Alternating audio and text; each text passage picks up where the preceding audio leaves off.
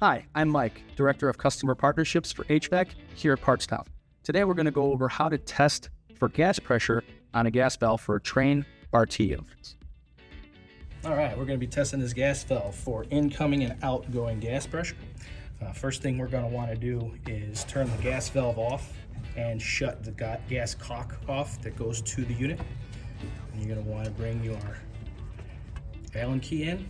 In this particular style, you don't want to pull that thing all the way out. You just want to crack it, quarter turn, and then you're going to want to have it set up like this, and it's going to slide right over the top.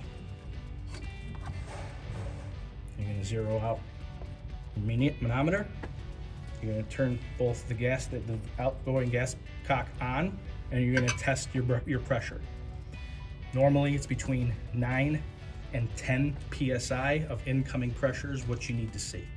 Now once you've got that done, turn your gas cock off, remove this, tighten, turn your gas cock back on, go to the other side, perform the same thing, just crack, quarter turn,